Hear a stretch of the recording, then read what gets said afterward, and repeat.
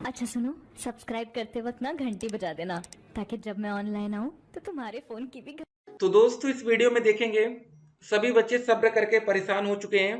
क्या एडमिशन होगा? पिछले साल कब शुरू हुआ था आवेदन? और डीएलएड करके कैसे नौकरी मिलेगी?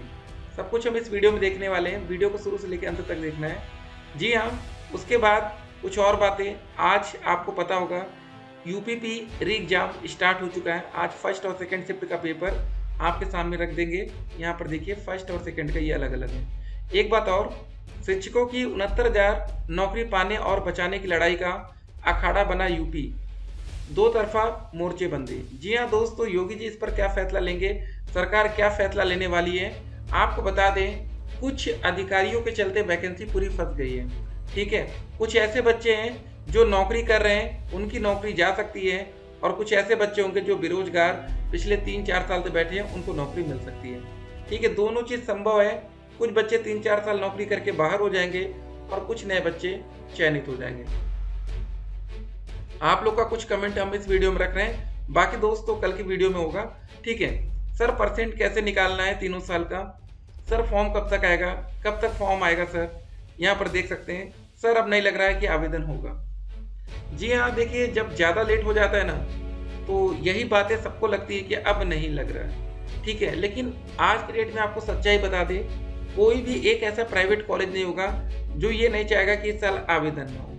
2 लाख से ज़्यादा सीटें प्राइवेट कॉलेज में। कितनी सीटें? 2 लाख से ज़्यादा। बहुत ही तगड़ा झटका लगेगा प्राइवेट कॉलेज को अगर इस साल एडमिशन या आवेदन की प्रक्रिया नहीं होती। ठीक है, तो सिंपल सी बात है, सरकार को 2024 का जो सत्र है उसको शून्य करना पड़ेगा, जीरो करना पड़ेगा। फिर अगले साल 2025 में एडमिशन का प्रोसेस होगा। एक तो इस बार लेट होने का एक कारण चुनाव पड़ गया था। पिछले साल 2 जून से ऑनलाइन आवेदन की प्रक्रिया शुरू हुई थी, 2 जून 2023। एक सवाल था ना शुरुआत में कि पिछले साल कब से आपका आवेदन शुरू हुआ था, तो 2 जून। ठीक है, तो ये इंपॉर्टेंट डेट थी। तो क्या योगी जी कुछ बड़ा फैसला करेंगे? ठीक है, आपको बता दें एडमिशन पर भी अंतिम फैसला योगी सरकार का ही होगा। क्योंकि पीएनपी क्या करती है, एक प्रस्ताव बनाती है। प्रस्ताव को क्या किया जाता है, शासन स्तर तक पहुंचाया जाता है और अंतिम फैसला गवर्नमेंट का ही होता है कि इस साल एडमिशन लेना है कि नहीं लेना है। ठीक है, हर साल बेरोजगार छात्रों की फौज खड़ी होती जा रही है, नौकरी मिल नहीं रही है, तो सरकार क्या ही करे। ठीक है, सब कुछ हम इस वीडियो में देखेंगे। अगर हर साल कुछ ना कुछ वैकेंसी आती जाती, बच्चों को नौकरी मिलती जाती, तो बहुत बेहतर होता है। तो आज की वीडियो में ज़्यादा कमेंट्स इसलिए हमने नहीं रखा है कि ताकि आप लोग के मन में जो सवाल रहता है इंपॉर्टेंट वाला, वो हम उसका आंसर कर पाए। बहुत से बच्चे सब्र करके परेशान हो गए। पहले लगा जून में आवेदन शुरू होगा, नहीं हुआ। फिर लगा जुलाई में आवेदन शुरू होगा, नहीं हुआ। अब लग रहा था दोस्तों कि अगस्त में एटलीस्ट 15 तारीख से पहले कुछ न्यूज मिल जाएगी, नहीं मिली। ठीक है, आपको बता दें कुछ बातें। जून में चुनाव के कारण मामला फंस गया, बर्बाद। इधर दोस्तों हमारा 8 अगस्त से हमारा डीएलएड का एग्जाम था, तो अगस्त में डीएलएड सेमेस्टर एग्जाम के चलते इधर मामला फंस गया। किस्मत ही हम आपको कह सकते हैं कि खराब थी। इस साल दोस्तों किस्मत का भी सही से आपको लक नहीं मिला, जो भी कहिए, कि कुछ ना कुछ पड़ता चला गया, जिस वजह से पीएनपी जो उनके अधिकारी रहते वो भी बिजी होते गए और एडमिशन पर ज़्यादा ध्यान नहीं दिया गया। लेकिन फिर भी आपका जो भी प्राइवेट कॉलेज है डीएलएड का, जहाँ पर 2 लाख से ज़्यादा सीट्स हैं, वो कुछ ना कुछ करेंगे जरूर। ठीक है ना, तो एक बड़े वर्ग का नुकसान होगा, अच्छा खासा फीस उनके पास कलेक्ट होगा।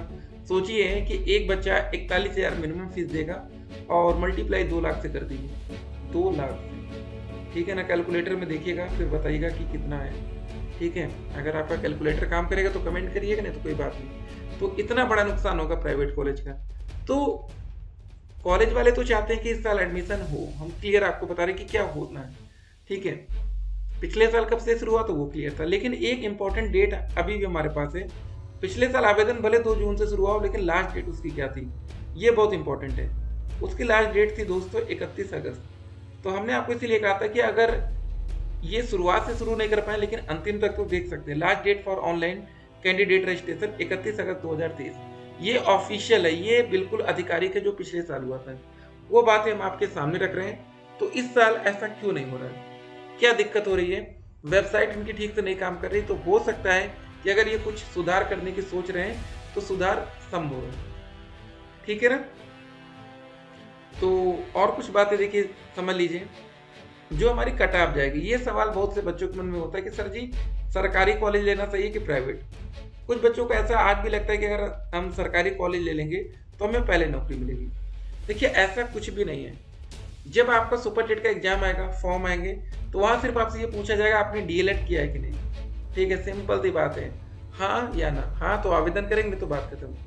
जैसे अगर आज आप डीएलएड में एडमिशन लेने वाले हैं तो आपसे पूछा जाता है आपने ग्रेजुएशन किया है कि नहीं, हाई स्कूल किया है कि नहीं, 12वीं किया है कि नहीं। ये कोई पूछने जा रहा है कि भैया आप हाई स्कूल, आप अपने सिटी के बहुत बड़े स्कूल से हाई स्कूल आपने कर लिया है, वो इंग्लिश मीडियम नंबर 1 स्कूल था, वहाँ 10,000 फीस थी, कोई फर्क नहीं पड़ता यहाँ पर। ठीक है, आपके स्कूल की फीस चाहे 10,000 रही हो चाहे 10 लाख, लेकिन आप डीएलएड करने आ रहे हैं ना, सिंपल सी बात यही है। तो वैसे ही सरकारी से करिए चाहे प्राइवेट से करिए, कोई फर्क नहीं पड़ेगा, नंबर अच्छे लाना है।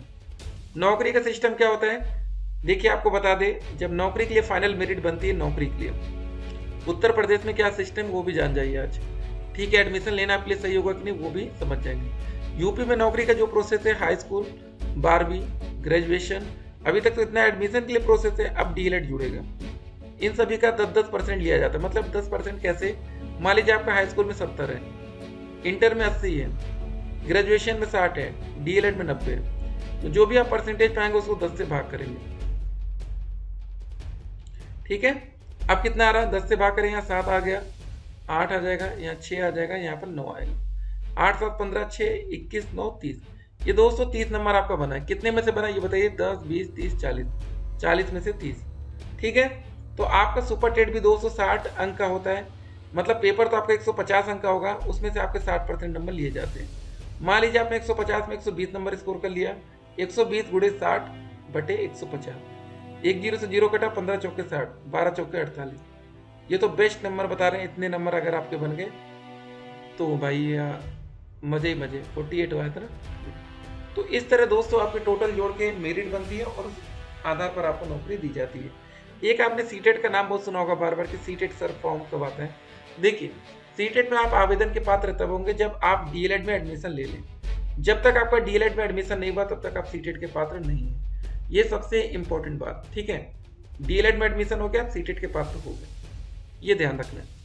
Know your state rank, admission लेने के समय क्या होता है, सबसे पहले आपने क्या किया, रजिस्ट्रेशन करा दिया। पार्ट 1 में आपने ग्रेजुएशन की डिटेल्स डाली, कितने नंबर कैसे क्या हुआ, पैसा पेमेंट कर दिया, 700 500 200 जो भी लगा। रजिस्ट्रेशन पार्ट 2 में आपका क्या लगेगा, हाई स्कूल 12वीं के नंबर, ये सारी चीज़ें, फोटोग्राफ, सिग्नेचर अपलोड कर देंगे, ये कर लिया। ये पूरा पहला स्टेप है। दूसरा स्टेप दोस्तों ये होता है पूरा काउंसलिंग का, जहाँ पर आप अपनी स्टेट रैंक डाउनलोड करके पूरा काउंसलिंग का प्रोसेस देखेंगे। ये हो जाएगा, उसके बाद आप डॉक्यूमेंट वेरिफिकेशन के माध्यम से कॉलेज में एडमिशन लेंगे। ठीक है, एक बात और, आपको बहुत ध्यान दे रहे थे बच्चों का कहना था सर ये शपथ पत्र में क्या क्या बातें लिखी है। यहाँ पर देखिए, सबसे पहले आप लोग शपथ पत्र में ये बताते हैं कि हम डीएलएड के अतिरिक्त किसी भी अन्य संस्था में न तो प्रवेश लिया न तो अध्ययन कर रहे हैं। शपथ लेते हैं कि मैं न तो सरकारी न तो प्राइवेट में नौकरी करता हूँ। ठीक है, और जो इनके विभाग के नियम होगा उसका पालन करेंगे। महिलाओं के लिए कहा जाता है कि आप एडमिशन लेने के बाद आप गर्भवती नहीं होंगी। ठीक है, गर्भधारण का परित्याग करूंगी, ऐसा लिखा है। ठीक है ना, इस सरकारी नियमों में भैया कॉलेज में बड़ा ध्यान दिया जाता है इस पर कि बाद में आप लोग कह देंगे भैया हम प्रेग्नेंट है तो छुट्टी चाहिए सर, ऐसा नहीं होगा। यहाँ पर शपथ पहले से आपसे दिला दिया जाता है।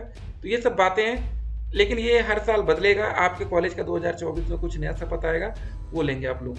ठीक है, ये सारे डॉक्यूमेंट्स इंपॉर्टेंट रहेंगे, ये सारे डॉक्यूमेंट्स आपके पास होने चाहिए। हाई स्कूल का रिजल्ट सर्टिफिकेट, इंटर का रिजल्ट सर्टिफिकेट, ग्रेजुएशन का रिजल्ट सर्टिफिकेट, जाति प्रमाण पत्र, निवास होना चाहिए, विशेष आरक्षण है तो वो। ठीक है, शपथ पत्र 10 रुपए के, ये वाले। ठीक है, तो ये सब बातें हैं।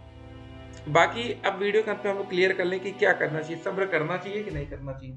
देखिए अब क्या है, काफ़ी ज़्यादा समय निकल चुका है। कुछ बच्चे गवर्नमेंट एग्जाम की प्रिपरेशन कर रहे होंगे तो वो आप लोग करते रहिए।